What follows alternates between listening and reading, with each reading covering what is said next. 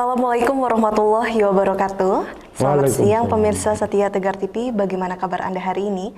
Semoga selalu sehat dan senantiasa semangat dalam menjalankan aktivitas selama pandemi COVID-19. Senang sekali rasanya saya Salwa Sakinah kembali menyapa Anda dalam program Dialog Spesial. Pemirsa, sebagaimana kita ketahui bahwa selama 2 tahun terakhir ini, para siswa hingga mahasiswa melakukan pembelajaran tatap muka selama pandemi. Dan saat ini, angka COVID-19 mulai menurun, sehingga membuat banyak berbagai daerah sudah mulai melonggarkan aktivitas masyarakat, termasuk memberlakukan pembelajaran tatap muka. Dan kita akan membahas bersama Komisi 4 DPRD Lampung Tengah, Pak Selamat Anwar dari Partai Kebangkitan Bangsa. Selamat siang Bapak. Selamat siang. Siang ya Pak, bagaimana kabarnya nih Pak? Selamat. Alhamdulillah sehat. Sehat ya Pak? Sehat, Alhamdulillah. Baik Pak, tadi saya sudah sedikit menyinggung ya Pak, bahwa kita kedepannya akan membahas mengenai pembelajaran tatap muka. Dan kita ketika membahas mengenai PTM atau pembelajaran tatap muka ini akan begitu memantik pro dan kontra. Namun sebelum saya mempertanyakan detail tentang hal itu, saya ingin tahu Pak, untuk di Lampung Tengah sendiri bagaimana? Pembelajaran tatap muka apakah sejauh ini sudah aktif untuk dilakukan? Pembelajaran tatap muka di Lampung Tengah sekarang sudah mulai aktif, tapi masih pakai terbatas ya. Masih terbatas jumlahnya? Masih terbatas jumlahnya, yaitu 50%. 50%. Atau ada yang sistem bergantian. Nah, ini sudah dicoba mulai insya Allah mulai 13 September kayaknya. 13 September. Sudah mulai dicoba ya dari mulai dicoba bulan kemarin. Nah, dan untuk total sekolahnya di Lampung Tengah, apakah semuanya sudah serempak memberlakukan PTM, apakah masih ada yang belum hingga saat ini? Sepengetahuan saya di Lampung Tengah ini sudah serempak. Sudah serempak, semuanya sudah memberlakukan TPM. Pembelajaran dengan tatap waktu muka. terbatas. Dengan jumlah siswa yang datang siswa ya? terbatas dan waktu juga terbatas. Oke baik. Dan jenjang pendidikan apa saja Pak yang mulai memberlakukan PTM? Yang saya ketahui SD sudah. SD sudah? Umpamanya satu kelas dipakai shift. Ada yang masuk jam 8 sampai 2 jam. Nanti pulang. Nanti kemudian yang separuh masuk siang terus seperti itu. Sehingga pakai sesi ya Pak? Iya, pakai sesi sekarang. Kemudian SMP sudah, SMA sudah, pondok-pondok pesantren sudah. Kalau pondok pesantren kayaknya malah lebih awal. Mau di awal. Contohnya pondok pesantren apa nih Pak di Lampung Tengah yang sudah awal malah justru? Yang saya tahu di pesantren kami mulai dari awal ya, Juli. Cuman juga pakai prokes kesehatan. Tetap tentu saja. Ya, kalau ada yang sakit, tidak menunggu waktu, ada gejala sedikit panas langsung disuruh pulang. Disuruh pulang, diperkenankan ya, tidak dilarang sama tidak seketat sebelum ada COVID. Sebelum ada COVID. Kita longgarkan anak-anak. Semua pesantren di lingkungan Lampung Tengah, karena saya selaku Ketua FKPP ya, Forum Komunikasi Pondok Pesantren, kayaknya hampir 99% sudah awal mendahului. Tapi alhamdulillah tidak ada gejolak yang sangat-sangat memprihatinkan, wajar-wajar saja. Ya. Dan sudah di awal memang sudah memperlakukan PTM, dan ini sejauh ini memang sudah diketahui dan dapat persetujuan juga ya. Nah, alhamdulillah sekarang ini agak longgar, agak nyaman karena memang sudah diperbolehkan oleh Bupati kita, pemerintah daerah, dan sudah dianjurkan oleh Menteri Pendidikan juga. Itu yang bikin kita agak nyaman lah. Baik. Sehingga jika dipersentase Pak, untuk di Lampung Tengah, sekolah-sekolah yang sudah hampir mencapai 90%? Hampir 90% kayaknya di Lampung Tengah sudah. Ya. Dari jenjang pendidikan SD, mulai SMP, SD, SMP, SMA, sudah. PAUD belum? PAUD sudah, tapi ada yang mungkin ada sedikit takut, kemudian libur lagi 1 minggu, ada yang lanjut terus. Kalau PAUD kayaknya dari 7 hari, dari 6 hari, 3 hari masuk, 4 hari nggak masuk gitu. 3 hari nggak masuk. Ya. Jadi memang sifatnya tentatif ya Pak, menyesuaikan keadaan. Baik. Lalu untuk siswa-siswa yang melakukan PTM apa saja nih Pak syarat yang memang diberlakukan oleh Lampung Tengah sendiri untuk bisa mulai memperlakukan PTM ini? PPM yang disyaratkan oleh pemerintah daerah biasa pakai masker, cuci tangan, kemudian apa itu masker, cuci tangan, jaga jarak. Yang meja tadinya 2 kita harus 1 ya kan. Baik. Nah, itu aja. Jadi menerapkan protokol kesehatan 5M ya Pak. 5M. Tapi berbicara mengenai protokol kesehatan, anak-anak ini kan cenderungnya lebih acuh nih Pak, menaati protokol kesehatan. Mereka akan mudah melepas masker ketika pengap, bosan, dan sebagainya, apalagi ketika bermain. Nah, itu bagaimana untuk mengantisipasi dengan keadaan kalau kita misalnya berbicara dengan SD nih Pak, sekolah SD, SMP yang mungkin masih belum begitu mengerti mengenai protokol kesehatan, COVID-19, itu bagaimana antisipasi yang dilakukan oleh pemerintah? Antisipasinya ya gini, karena anak saya sendiri kan masih SD. Baik. Jadi kalau pagi ini mandi, habis mandi, kemudian kita pakaikan masker. Tentunya kalau mulai berangkat dari rumah ini dikawal orang tua. Dikawal orang tua, Dikawal dipastikan orang dulu tua, ya. pastikan dulu. Setelah sampai masuk ke ranah sekolahan, itu sudah wilayahnya guru. Tapi saya yakin guru juga dengan tatap muka, belajar tatap muka juga sudah, karena sudah ada anjuran pemerintah, sudah Baik. ya udah tahu lah 5M itu tadi. 5M. Tapi tergantung pendampingannya, saya pikir ya sudah cukup lah. Tergantung ya, pendampingannya. Dan sebelumnya juga sudah disosialisasikan ke semua guru. Dan sejauh ini apakah sudah ada keluhan-keluhan yang sudah sampai ke Pak Slamet nih mengenai pembelajaran tatap muka ini? Kalau pembelajaran tatap muka sejauh ini belum ada ya, belum ada.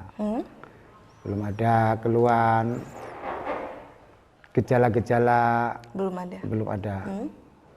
Tapi kalau memang ada ya itu tadi sikap, kemudian biasanya liburkan satu minggu ada tuh. Kalau di pondok, di pendidikan kami kalau ada yang panas sedikit, ada tanda-tanda gejala COVID, langsung pulang. Langsung pulang? Iya, langsung pulang. Baik, namun bisa dikatakan menjadi PR baru tidak nih Pak? Yang sebelumnya mungkin hampir 2 tahun ya kita melaksanakan pembelajaran daring secara online, tiba-tiba berubah menjadi offline lagi. Sedikit kaku tidak Pak? Apa justru tidak? Bapak melihat itu? Ya sebenarnya untuk pendidikan tatap muka ini memang sudah sangat ditunggu oleh anak-anak. Satu, orang tua sendiri merasa kan udah tidak terbiasa mendidik anak dengan PR. Ya tentunya dengan anjuran pemerintah ini sangat membantu. Dan anak ini juga sedikit yang namanya pendidikan kan harus ada yang bina, yang bimbing. Harus ada yang membimbing. Kalau bukan ahlinya ya anak ini tentunya kalau daring terus kita banyak trouble di rumah. Trouble. Anak orang tua sendiri itu nggak sabar, ternyata berat didik itu ya. Baik. Benar sekali Pak. Sehingga bisa saya simpulkan ini antusias dari orang tua begitu besar ketika mendengar bahwa Lampung Tengah akan menerapkan PTM. Luar biasa. Luar biasa sekali. Karena satu contoh kecil PR, umpamanya PR matematika, ini yang ngerjakan bukan ibunya saja. Benar sekali. Ya, bapaknya, tanya bapaknya nggak bisa ya kan. Baik. Tanya ayunya kandas juga. Nah emang bukan nggak belajar dari SD lagi kan, udah lupa pelajaran. Akhirnya, nah ini bermasalah. Akhirnya emosi semua ya kan dalam keluarga yang harusnya anak ini dibina dengan halus, dengan bijak, karena nggak terbiasa akhirnya yang muncul kan emosi lah. Kalau sudah emosi ini kan susah, anak hanya pendidikan emosi terus, anak ini juga kan keras ya. Benar sekali Pak. Apalagi HP ini kan, HP ini ternyata anak ini seneng, karena kalau tinggal kan nggak mungkin kan nungguin terus. Ternyata kalau udah sedikit kita agak jauh dia pindah channel. Baik. Ke ini game. Nah udah repot diminta, akhirnya kayak kecanduan sekarang. Benar sekali. Sedangkan orang tua juga banyak aktivitas lainnya Pak, tidak 24 jam juga harus. Jadi saat ini bisa situasi damai ya Pak, tidak lagi banyak begitu lagi keluhan. Nah, dan untuk waktunya tadi Bapak sempat berbicara bahwa memang sudah diberlakukan sebelum pemerintah pusat memberikan kebijakan ini. Sejak tanggal berapa itu Pak? Kalau di Lampung Tengah ini tetap menunggu instruksi dari Mendiknas ya, dari kementerian. Artinya yang saya katakan sebelum ada instruksi ini yang sudah melakukan tatap muka adalah rata-rata pondok-pondok pesantren. Pondok-pondok pesantren saja. Tapi yang SMP, SD ini serempak mengikuti instruksi dari Bupati Lampung Tengah. Baik. Mengapa nih Pak? Bapak kan selaku Ketua Yayasan Pondok Pesantren ini, mengapa pondok pesantren optimis, berani untuk mau mulai terlebih dahulu sebelum pemerintah pusat mengeluarkan kebijakan ini? Apa persiapan yang dilakukan sehingga yakin tidak akan memunculkan klaster baru? Pertama, kami bukan dokter ya, Baik. tapi menurut informasi dari kesehatan bahwa pada waktu itu karena imun anak-anak muda ini lebih kuat, cenderung lebih daya tahan tubuhnya lebih kuat, itu yang menjadi pondok-pondok pesantren optimis. Itu kan rata-rata umurnya antara 15 sampai 19 yang di pesantren. Makanya kami yakin dan optimis bahwa insya Allah COVID ini sebenarnya bisa ditekan dengan bersama-sama. Semua kerjasama kita.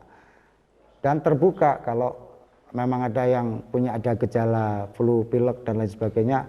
Yang penting penanganannya itu cepat. Tidak dianggap enteng itu aja. Tidak dianggap enteng. Kita sosialisasi terus di pesantren, sosialisasi terus tiap malam ini anak-anak yang sakit ada enggak, ada yang flu apa enggak, kalau ada cepet ngomong. Nah kita siapin vitamin C. Nah, kita kadang dapat bantuan juga vitamin C, tak tahu dari mana ya kan. Nah, ya bagi dia supaya ini kebal tubuhnya. Kebal ya, dari virus corona tentunya. Dari awal hingga sekarang, sehingga tidak ada kendala-kendala yang dihadapi? Ya kendalanya ada lah, tetap ada. Karena kalau sudah ada yang kena dingin panas itu kan cepat langsung ditangani. Cepat langsung ditangani, langsung pulang gitu aja. Nah, langsung amputasi. Pulang. Kalau udah nanti, jadi sampai selama musim COVID ini di pesantren juga yang namanya pulang balik sudah hal biasa. Sudah hal biasa. Enggak seperti dulu. Kalau enggak libur enggak boleh pulang. Sekarang lebih longgar banget. Longgar karena takut kita nanti tahan-tahan di situ ya, karena memang COVID ini tidak bisa dianggap enteng. Makanya ya kita selonggar-longgar mungkin, yang penting kesehatan anak-anak terjaga dan bisa melanjutkan sekolah dan ngajinya. Kesehatan tetap yang utama di masa pandemi ini. Baik Pak Slamet, nanti kita lanjutkan kembali ya Pak perbincangan kita di segmen selanjutnya. Dan untuk pemirsa jangan kemana-mana karena kita akan masih berbincang bersama Komisi 4 DPRD Kabupaten Lampung Tengah setelah jeda pariwara berikut.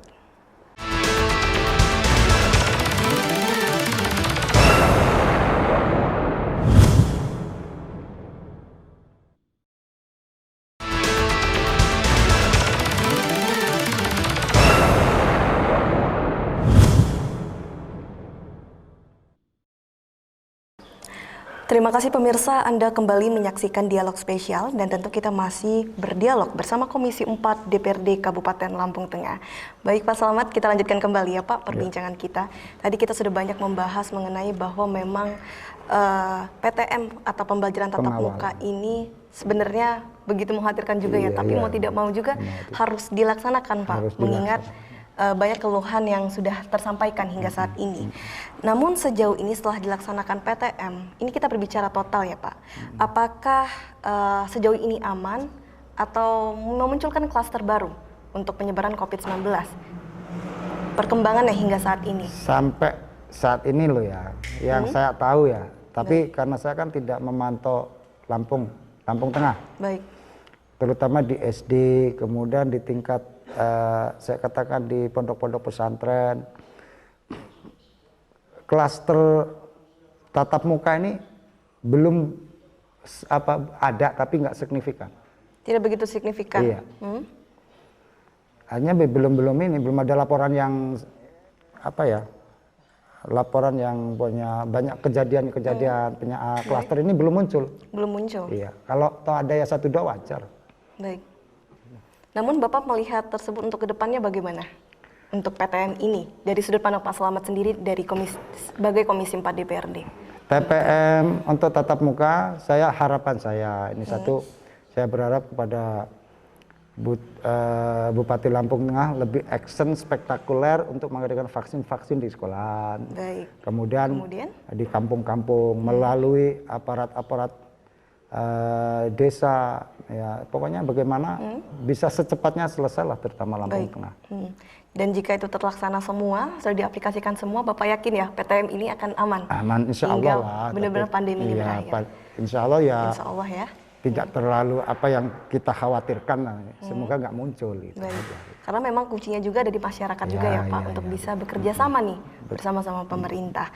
Namun untuk status penyebaran COVID-19 di Lampung Tengah ini bagaimana Pak untuk statusnya hingga saat ini sampai hari ini? Ya, kalau mulai hari ini ya, kalau 2 bulan 3 bulan yang lalu Lampung Tengah kayaknya zona merah ya kan? Zona merah. Tapi sekarang kayaknya udah kuning, hampir hijau ya kan. Nah, saya sendiri kan termasuk Selamat Anwar LC. LC tahu nggak? LC ini lulusan COVID saya ini. Nah, pas waktu itulah kayaknya lagi kenceng-kencengnya. Tapi kalau sekarang ini kayaknya orang di masyarakat udah ngomong sama ngobrol-ngobrol. Ini berdasarkan survei masyarakat, wah sekarang kok ini kayaknya udah kurang orang yang sakit-sakit panas kok. Ini kalau masyarakat yang ngobrol sekarang udah. Nah, terus kemudian sekarang hajatan apa sudah mulai dengan sistem buka tutup ya. 1 bulan ini kayaknya tanggal sekian sampai tanggal sekian, nanti 15 hari tutup, tanggal sekian sampai sekian. Nah, baik. Sehingga kebijakan-kebijakan yang lahir juga masih buka tutup buka tutup hajat, pembelajaran tatap muka dan lain sebagainya. Lalu langkah dari masyarakat untuk bisa mempertahankan kondisi ini bagaimana Pak? Kayaknya masyarakat ini alhamdulillah ya, kalau Lampung Tengah ini karena sosialisasinya kencang, baik mulai tingkatan kecamatan sampai kampung, aparat kampung, ya, dan memang ada buktinya COVID ini akhirnya. Bapak juga yang merasakan ya, sadar nggak sadar, pemerintah masyarakat ini juga sudah menyadari bahwa penyakit ini memang ada. Benar ada. Kalau dan di kampung-kampung ini yang tadinya meninggal itu paling 1 bulan 1 orang dulu, 4 bulan yang lalu. Sekarang ini kan luar biasa, 1 bulan ini 1 minggunya pasti ada 2, 3 gitu. Paling sedikit 2. Paling sedikit 2 ya, saat ini. Makanya dengan sendirinya ini seleksi alam ya, pendidikan alam juga. Masyarakat akhirnya percaya juga nih, nggak disosialisasi. Oh iya, penyakit ini memang ada gitu. Lalu dengan begitu meningkatnya kepercayaan masyarakat mengenai bahwa memang COVID-19 ini ada, apakah Bapak bisa melihat bahwa ada peluang nih pandemi COVID-19 akan benar-benar berakhir, Pak? Di tahun ini atau mungkinkah di tahun selanjutnya? Ya, saya harap pandemi ini bisa berakhir. Benar-benar berakhir. Tapi secara konteks juga masyarakat juga harus menyadari benar bahwa sesuai anjuran pemerintah, yaitu tadi cuci tangan, jaga jarak, kerumunan, apa itu juga harus sampai sekarang, karena ini kan belum ada yang menjamin bahwa bulan ini insya Allah akan selesai total. Apalagi kita ini kan medianya informasi sangat cepat sekali. Di televisi ini ada satu sekolah yang kena sampai 150. Nah, itu juga mungkin akan menjadi perhatian khusus, kesadaran khusus terhadap masyarakat yang ada di bawah. Ya, benar sekali Pak. Kuncinya adalah menerapkan protokol kesehatan dengan ketat dan mau divaksin ya Pak pada akhirnya. Baik, kita kembali lagi berbicara mengenai PTM nih Pak, atau pembelajaran tatap muka yang memang sangat memantik antara kubu pro dan kontra. Bagi kalangan pro mungkin beralasan pembelajaran daring ini memang sejak awal sudah mematikan minat, semangat para siswa yang akhirnya membuat pembelajaran itu tidak efektif. Kemudian dari kubu kontra khawatir sekolah akan buka klaster baru untuk penyebaran COVID-19. Dan saya ingin boleh bertanya ya ke Pak Slamet sendiri, Bapak ini termasuk kubu yang pro atau kontra nih Pak, secara pribadi mengenai diberlakukan PTM ini? Jadi saya jawab, kalau di dunia ini ada siang ada malam. Ada siang dan malam. Ada pro dan kontra. Ini memang seninya orang hidup. Ada laki-laki, ada wanita kan gitu. Baik. Jadi kalau menurut saya ini salah satu orang yang pro tatap muka dengan protokol kesehatan, tapi gitu loh. Kenapa? Di pondok-pondok pesantren itu saya ngomong lebih awal kita udah mulai dari bulan Juli itu kita udah mulai belajar. Tapi alhamdulillah, anak saya di Jawa juga nggak libur. Baik. Sehingga Bapak termasuk yang pro karena melihat bahwa efektivitas dari pembelajaran daring itu tidak maksimal ya Pak. Iya. Dan Bapak melihat sendiri dari anak-anak Bapak. Saya melihat sendiri, saya nggak ngomong anak orang lain. Anak saya ini kan SD kelas 2, ternyata kalau udah mulai belajar trouble dengan ibunya. Ibunya marah-marah, inilah itulah kamu main-main terus. Ini kamu belajar PR-nya banyak banget. Nah, kadang-kadang mungkin nggak sesuai dengan materi tatap muka. Kalau tatap muka langsung bawa pulang. Kalau yang daring itu ya terlalu banyak materi belajar, nggak ada yang nerangin. Tidak ada yang menerangkan, Itu benar aja. sekali. Makanya pasti yang namanya syarat kesuksesan pendidikan kan guru. Guru. Nah, kalau gurunya ngajar lihat ini tetap kurang sempurna lah. Baik, guru lah yang memegang peran penting. Peran penting. Sehingga bisa saya simpulkan bahwa pembelajaran metode tatap muka tetap yang terbaik Tetap meskipun yang di terbaik, masa pandemi. tetap yang terbaik menurut Tetap saya. yang terbaik. Iya. Baik Pak Slamet, luar biasa sekali, tapi nanti kita lanjutkan kembali ya Pak Iya. perbincangan kita. Dan untuk pemirsa jangan kemana-mana karena kita akan masih berdialog bersama Komisi 4 DPRD Kabupaten Lampung Tengah setelah jeda pariwara berikut.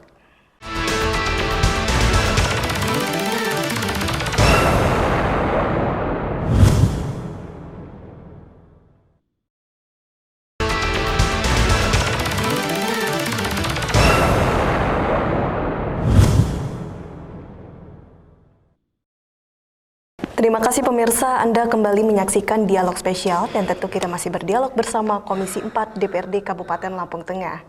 Luar biasa sekali ya Pak Slamet, tadi kita sudah banyak membahas Pak mengenai pembelajaran tatap muka yang memang banyak sekali pro dan kontranya. Sehingga yang dipoinkan juga ini menjadi tantangan ya Pak. Iya. Pembelajaran tatap muka ini untuk kita bersama-sama untuk meningkatkan konsistensi kita menerapkan protokol kesehatan. Dan jika saya ingin bertanya nih Pak, sesuai dari rekomendasi Presiden kita, Bapak Jokowi, bahwa vaksinasi bagi para pelajar dan guru itu menjadi kewajiban untuk bisa diberlakukannya pembelajaran tatap muka. Lalu bagaimana vaksinasi untuk pelajar di Lampung Tengah? Sudah berapa persen nih kira-kira Pak? Kalau vaksinasi yang saya tahu 2 bulan 3 bulan yang lalu kita sudah siapkan dari Dinas Kesehatan kurang lebih hampir 5.300 untuk tenaga pengajar. Tenaga pengajar saja. Pengajar dan pelajar. Mungkin kalau sampai ke bulan-bulan ini, kalau untuk sekolahan-sekolahan ini baru kayaknya belum ada 50%. Belum 50%? Iya. Jadi masih sangat jauh Pak ya Masih dari jauh, yang ditargetkan. jauh yang belum kesentuh semua ya. Belum Sampai ke kesentuh bawah. semua. Namun pembelajaran tatap muka sudah diberlakukan nih Pak. Sudah diberlakukan. Bagaimana tuh menjadi perbedaan apa yang direkomendasikan oleh Bapak Jokowi? Ya mungkin karena apa antara nih? tenaga yang vaksinasi dengan yang divaksin itu kan banyak yang divaksin Benar sehingga sekali Pak. tidak boleh saling menyalahkan ya kan. Ya kan kalau satu kampung aja ada yang 2.500 kan Baik. tenaganya paling berapa. Benar sekali Makanya kita juga menyadari akan tetapi tetap Bupati kita sampai turun ke bawah sosialisasi vaksinasi tetap akan digenjot sesuai dengan masukan dari anggota DPRD Lampung Tengah. Anggota DPRD Lampung Tengah. Dan memang harus disesuaikan juga ya dengan kondisi masing-masing bahwa vaksinasi ini juga kan masih terbatas. Tidak semua daerah memiliki banyak stok untuk vaksin. Kalau di Lampung Tengah sendiri bagaimana Pak? Sesuai berita yang saya terima untuk stok Lampung Tengah ini kayaknya cukup kayaknya. Cukup? Cukup. Cukup. Dan apakah sudah diprioritaskan mengingat bahwa PTM ini sudah diberlakukan, prioritas kepada para pelajar apakah sudah dikeluarkan kebijakan tersebut? Yang saya tahu ini kayaknya bulan-bulan ini mulai ke sekolah-sekolah. Ke sekolah-sekolah ya, mulai bulan ini. Tapi memang ya mungkin harus semuanya harus saling bekerja sama karena vaksin ini kan ada ininya, ada aturannya kan. Misalnya vaksin pertama, vaksin kedua, vaksin ketiga, mungkin saya tidak tahu mungkin keterlambatan stok dari Jakarta atau bagaimana yang mungkin kita agak sedikit kadang kayak tertidur, sepi ya, gerakannya yang kurang spektakuler lah. Baik. Sebelumnya Pak, tadi Bapak sempat menyebutkan bahwa memang masih setengahnya ya untuk para pelajar yang telah menerima vaksin. Lalu bagaimana dengan siswa yang belum vaksin sehingga diperkenankan Pak untuk aktif pembelajaran tatap muka? Apakah yang masuk siswa-siswa yang masuk ke sekolah untuk pembelajaran tatap muka dipilih yang sudah vaksin dan yang belum vaksin? Setahu saya ya, sayanya kayaknya ya nggak pilih-pilih ya. Yang penting yang udah divaksin dia tetap sekolah. Tetap. Yang di pesantren, contohnya kemarin di Darussaada ini, pesantren kan belum kena semua nih, belum merata. Makanya yang saya untuk sampel ini yang di wilayah lingkungan saya aja ya kan. Ini ya lanjut. Baik. Dari 1000 siswa yang tempat Pak Yemus ini baru kalau nggak salah 250 beberapa kan berarti berapa persen tuh? 30% kan kurangnya. Baru 30%. Ya tetap ya jalan tatap muka tetap dengan perketat protokol kesehatan itu. Bahkan pondok pesantren aja belum tersentuh ya Pak untuk belum tersentuh semua vaksin. Karena persyaratannya mungkin nunggu antrian atau gimana. Tapi tadi informasi dari Kanwil dari Kemenak Kabupaten ini semua suruh mengajukan fotokopi KK, KTP dan lain sebagainya secepatnya. Karena minggu ini KK dan KTP yang sudah masuk akan divaksin. Baik. Nah, ini hanya untuk anak-anak yang di pondok pesantren yang atau melalui wilayah yang melalui pintu-pintu pesantren. Melalui pintu-pintu pesantren. Hanya sudah mulai bergerak. Baik. Namun secara umum apa yang sudah dilakukan oleh Pak Slamet dari Komisi 4 DPRD untuk mengupayakan agar rasio penerima vaksin dari kalangan pelajar bisa meningkat, mengingat bahwa masih setengahnya yang menerima vaksin? Satu, kita mendukung total dengan kebijakan-kebijakan pemerintah daerah untuk melaksanakan vaksin secara maraton. Secara maraton. Yang kedua juga sosial. Ini kan persoalannya bukannya di pemerintah daerah, akan tetapi di bawah juga yang divaksin juga suruh setor KTP sama kakak juga nggak mau. Nah ini yang menjadi persoalan. Ya. Karena mungkin kemakan hoax ya kan, atau mungkin secara mental dia jatuh. Ada yang divaksin karena kesehatannya orang itu masing-masing pulang kemudian ada yang agak badannya agak sakit sampai 2-3 hari. Nah, langsung ngomong ke lingkungan, wah sakit malah nggak karu-karuan. Nah, ya udah, akhirnya ini yang agak susah orang itu untuk menyadari bahwa vaksin itu penting. Vaksin itu penting. Iya. Jadi di Lampung Tengah ini masih ditemui masalah masyarakat tidak mau menerima. Bukannya nggak mau menerima, dia masih agak sedikit takut dengan vaksin itu sendiri karena berita hoax yang sudah kadung mencuci otak orang-orang yang di bawah itu. Nah, sehingga itu. masih banyak bisa dikatakan banyak. Masih banyak yang nggak mau. Masih banyak yang tidak mau. Iya. Di kampung itu sebenarnya sudah mulai sekarang luar biasa bupati kita ini kan sosialisasi melalui kampung, kemudian nanti tanggal sekian, tanggal sekian per kampung ini kalau nggak salah 100 orang ke puskesmas terdekat. Tapi kenyataannya di kampung ini responnya kurang greget. Kurang greget. Iya. Lalu apa yang dilakukan Pak untuk bisa mengcover hal tersebut jika sosialisasi tidak cukup? Terlihat hingga saat ini masyarakat tetap tidak bergerak, masih takut untuk vaksin. Oh ya, kalau menurut saya kita ini kan pelayan masyarakat, ya mestinya ya sosialisasi kan, sosialisasi. Tetap diberlakukan sosialisasi terus-menerus. Sosialisasi terus, sampai betul-betul dia ini mau bahwa COVID ini bisa datang sewaktu-waktu kalau badannya nggak divaksin. Nah, jangan percaya dengan hoax ya, dan lain sebagainya itu ya kita memang butuh kesabaran dan ketalangan dan kerjasama dari masyarakat juga. Dengan masyarakat juga. Baik, bahwa dengan kita menerima vaksin maka sistem kekebalan tubuh kita akan meningkat. Akan meningkat. Baik, dan bukan berarti ketika sudah menerima vaksin maka tidak terpapar ya Pak. Iya. Karena ada juga teman saya ini kemudian yang kena vaksin udah vaksin tapi terpapar juga. Terpapar juga. Ya. Tapi tidak separah jika tidak menerima vaksin. Baik, luar biasa sekali Pak Slamet. Tidak terasa kita sudah di penghujung acara nih Pak. Mungkin bisa diberikan closing statement untuk pemirsa yang ada di rumah yang telah setia menyaksikan kita dari awal hingga akhir Pak. Assalamualaikum warahmatullahi wabarakatuh. Saya anggota DPRD Kabupaten Lampung Tengah, Komisi 4. Pertama, kita memohon kepada Allah Subhanahu wa taala semoga ujian yang luar biasa dahsyat penyakit COVID ini betul-betul bisa dengan kebersamaan, dengan kekuatan dan keyakinan kita bersama COVID ini bisa berhenti. Yang kedua, ikhtiar hidup kita memang harus kita lakukan sesuai dengan instruksi yang sesuai dengan bidang dan ilmunya, bahwa instruksi kedokteran bahwa kita harus vaksin, maka ikutilah vaksin itu. Insya Allah dengan vaksin kita akan diberikan penambahan kekebalan dalam tubuh kita. Jangan percaya dengan hoax, bantu bahwa COVID ini bisa selesai dengan kerjasama kita, pemerintah daerah, kemudian pihak-pihak yang terkait, tentunya masyarakat yang ada di Lampung Tengah.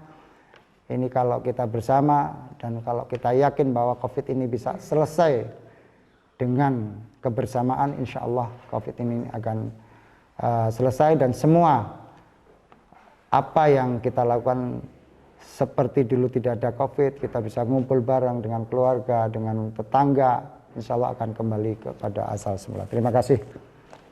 Assalamualaikum warahmatullahi wabarakatuh. Waalaikumsalam warahmatullahi wabarakatuh. Baik, Pak Slamet, terima kasih ya Pak atas perbincangan kita hingga saat ini, dan semoga Pak Slamet sukses dan sehat selalu. Amin, ya Pak. amin, Amin amin ya rabbal alamin.